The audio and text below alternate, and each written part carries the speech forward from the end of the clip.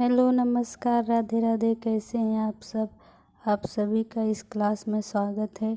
आइए आज की इस क्लास में सीटेट जुलाई 2024 के लिए ईवीएस में पशुओं से संबंधित कुछ महत्वपूर्ण तथ्य के बारे में चर्चा करते हैं, जिनसे हर पेपर में हर साल आप लोगों से किसी न किसी रूप में प्रश्न पूछ ही लिए जाते हैं। तो चलिए आज हम इनके बारे में चर्चा करते हैं। और पहला रहा हाथी के बारे में।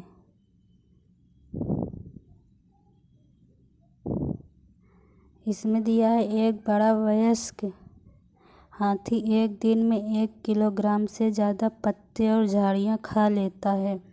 तो हाथी के बारे में इसमें बताया गया है 100 किलोग्राम से ज़्यादा पत्ते और झाड़ियाँ खा लेता है। इसको आप लोग ध्यान दीजिएगा, ये डायरेक्ट एनसीईआरटी की बुक से लिया गया है।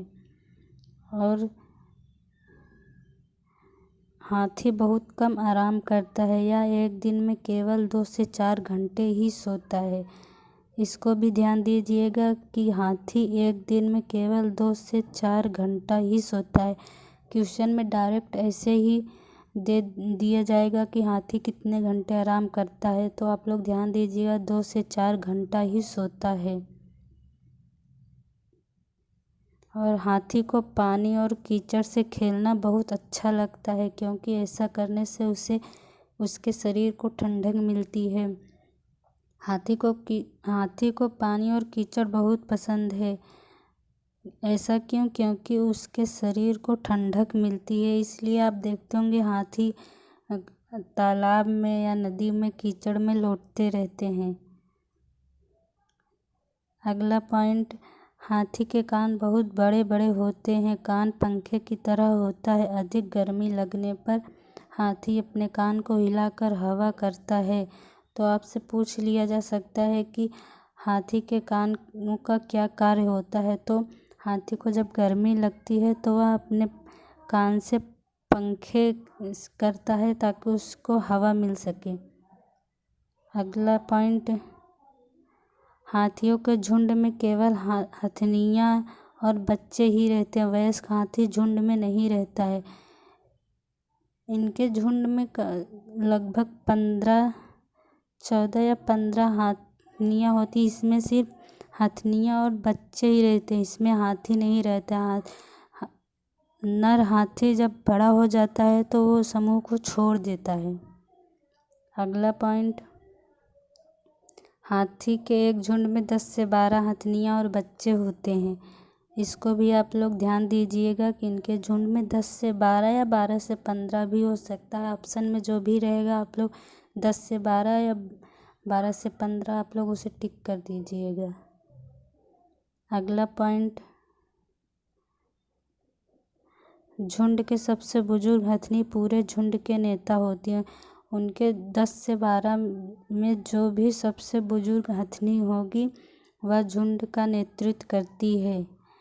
तो ये पॉइंट ध्यान रखिएगा। आप पूछा जा सकता है कि हाथी के झुंड का नेतृत्व कौन करता है या नेता कौन होता है, तो सबसे बुजुर्ग हथनी झुंड का नेता होती है। अगला पॉइंट, हाथी 14 से 15 साल तक ही झुंड में रहता है, उसके बाद वह झुंड छोड़कर अकेले रहने लगता है।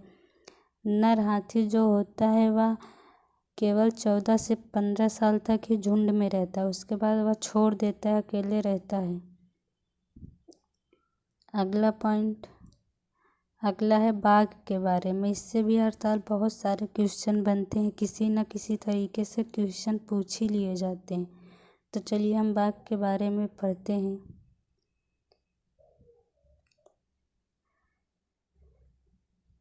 बाघ, इसका पहला पॉइंट, बाघ अंधेरे में हमसे 6 गुना बेहतर देख सकता है। बाघ का गुर्राना 3 किलोमीटर तक सुना जा सकता है।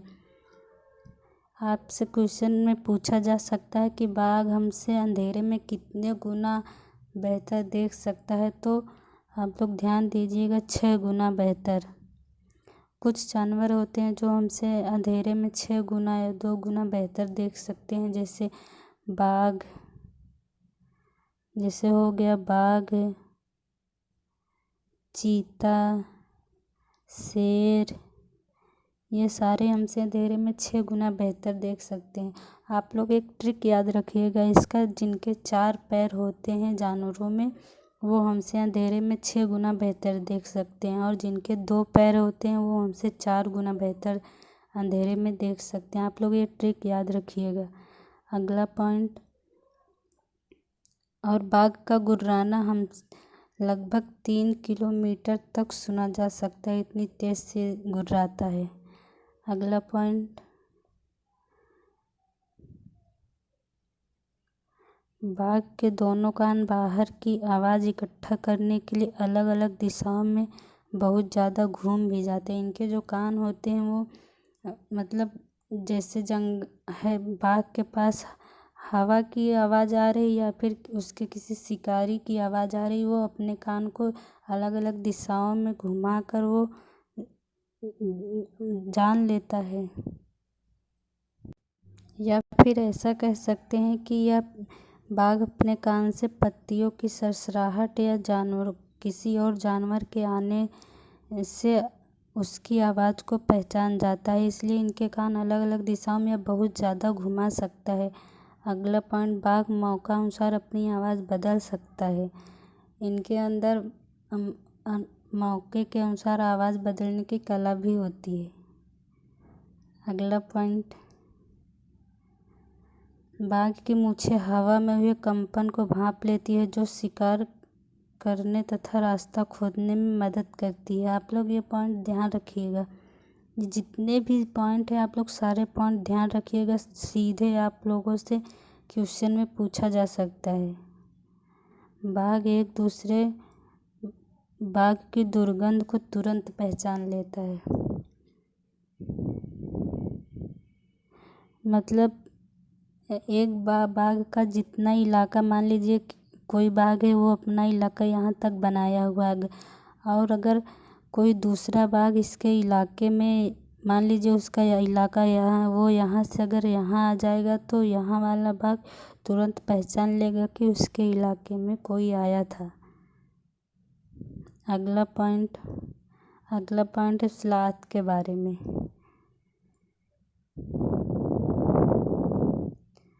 तो इसका पहला पॉइंट है स्लॉथ। यह एक ऐसा प्राणी भी है जो एक बार में सिर्फ 30 ग्राम पत्तियां खाता है और उसे पचाने में 1 महीने तक का समय लग जाता है। तो आपसे पूछा जा सकता है कि स्लॉथ एक बार में कितने ग्राम पत्तियां खाता है, तो 30 ग्राम। आप लोग ध्यान रखिएगा। और उसे पचाने में 1 महीने तक का समय लग जाता है।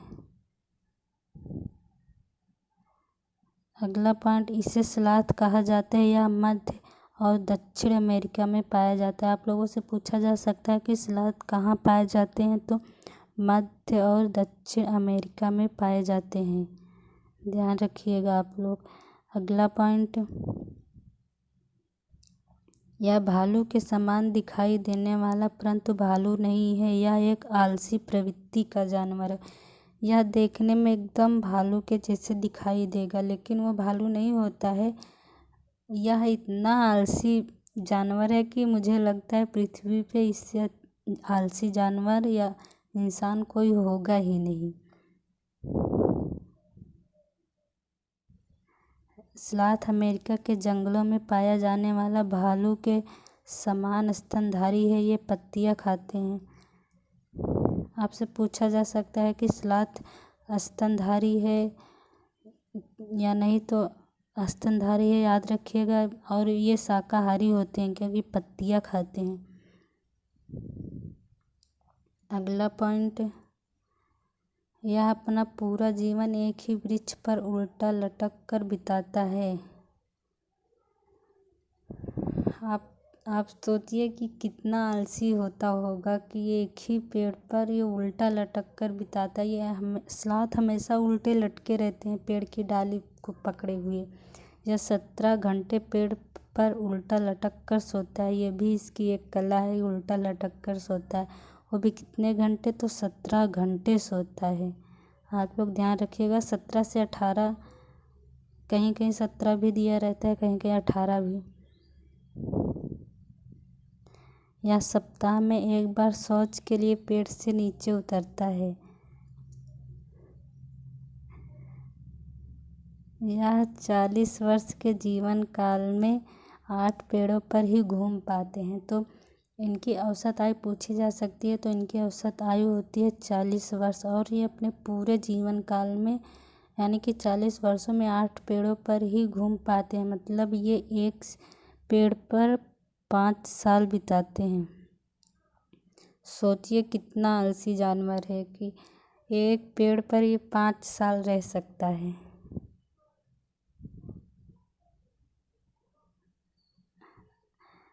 आगे हम रैकून के बारे में पढ़ते हैं। तो रैकून उत्तरी अमेरिका में पाया जाने वाला बिल्ली के समान दिखाई देने वाला जानवर है। तो ये भी पूछा जा सकता है कि रैकून कैसे दिखता है या किसके समान दिखाई देता है। तो बिल्ली के समान दिखाई देता है। यह स्तनधारी तथा मांसाहारी जानवर है। अगला पॉइंट, यह अपने भोजन में मेढक मछली आदि को धोकर खाता है। ये पॉइंट ध्यान रखिएगा कि रैकून अपने भोजन में जो भी खाता है, जैसे मेढक मछली या और कुछ भी हो गया, तो उसे धोकर खाता है, ये ध्यान रखिएगा। रैकून अपनी स्मरण शक्ति के लिए भी काफ़ी विख्यात है, मतलब कि इसकी याद करने की शक्ति काफ़ी ज़्यादा होती है, इसलिए ये फेमस है। अगला, इसका वजन तकरीबन 3 किलो से 9 किलो के बीच हो सकता है। रैकून का वजन भी पूछा जा सकता है, तो 3 किलो से 9 किलो के बीच हो सकता है, ध्यान रखिएगा आप लोग। इस जानवर की लंबाई में 40 से 70 सेंटीमीटर के होते हैं। मतलब इसकी लंबाई 40 से 70 के बीच सेंटीमीटर तक हो सकती है। अगला पॉइंट, ये इंसानों का खाना चुरा कर खाने में कोई परहेज नहीं करते हैं। मतलब जैसे हम लोग कुछ चीज़ रखे हुए हैं तो ये लेकर खा लेगा, ये सोचेगा भी नहीं।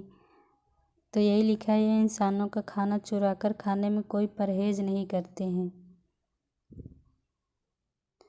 इस जानवर की एक खासियत ये है कि आमतौर पर ये हमें किसी भी प्रकार का कोई नुकसान नहीं पहुंचाते हैं, लेकिन खतरे की स्थिति में भाप कर ये हमला कर सकते हैं। मतलब कि वैसे तो ये हमें कोई नुकसान नहीं पहुंचाएंगे, लेकिन अगर हम लोग उसको कोई नुकसान पहुंचाते हैं तो हम पे हमला कर सकता है।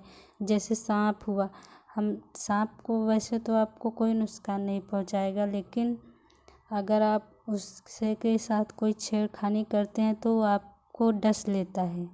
तो वैसे ये भी है।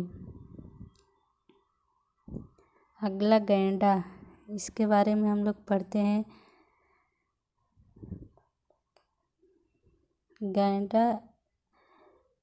गैंडा सफ़ेद राइनो और हाथी के बाद इस दुनिया में तीसरी सबसे बड़ा भूमि स्तन पाई जाती है। मतलब ये दुनिया का सबसे बड़ा तीसरा स्तनधारी है।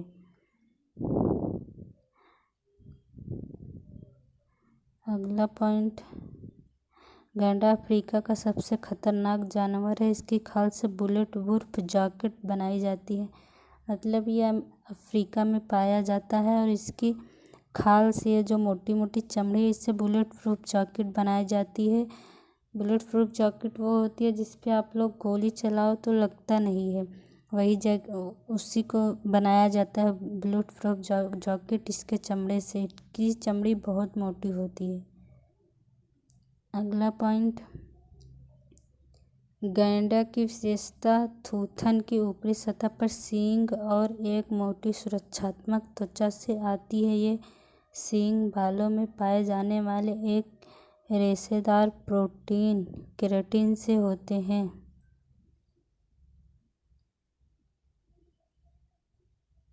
मतलब इसकी सींग जो है, ये जो सींग दिख रही है, ये खासकर विटामिन से बनी होती है जिसे केराटिन कहते हैं।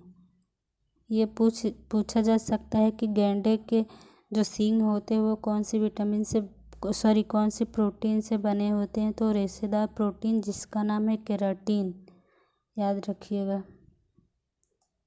अगला पॉइंट, गैंडे की ऊंचाई 6 फुट तथा लंबाई 11 फुट होती है। इसका वजन 2000 किलोग्राम से 2007 किलोग्राम तक होता है। ये सारे पॉइंट आप लोग ध्यान से पढ़िएगा और ध्यान रखिएगा, डायरेक्ट यही पूछे जा सकते हैं।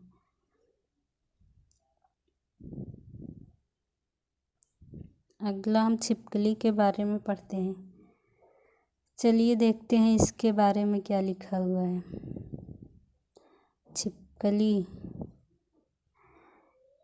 लिजार्ड रेप्टाइल परिवार से आती, मतलब छिपकली पूछा जा सकता है कि छिपकली कौन सी प्रजाति के या किस वर्ग में आती है। तो ये रेप्टाइल वर्ग में आती है। छिपकली की नाक उसकी जीभ में होती है और इसी कारण वो किसी चीज़ को सूंघने के लिए अपनी जीभ बाहर निकालती है।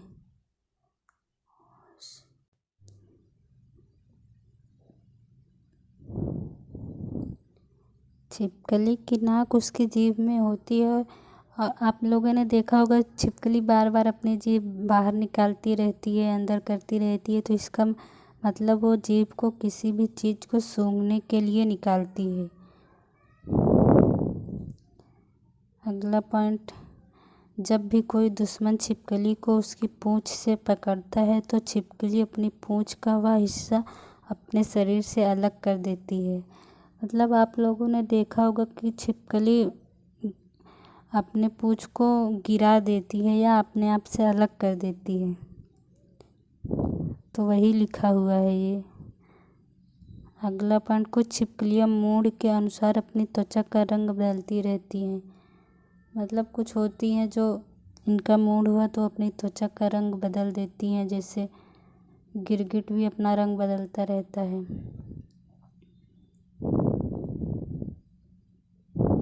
अगला पॉइंट, छिपकलियाँ सर्दियों में निद्रा में चली जाती हैं क्योंकि वे ठंडे तापमान में सर्वाइव नहीं कर सकती हैं। आप लोगों ने देखा होगा कि जब ठंडी आती है तो छिपकलियाँ एकदम से गायब हो जाती हैं और जब गर्मी आती है तो वो दिखने लगती है। इसका कारण ये है कि वो ठंडे तापमान में नहीं रह सकती हैं, इसलिए वो किसी गुप्त स्थान में चली जाती हैं, 6-6 महीने बाद निकलती हैं।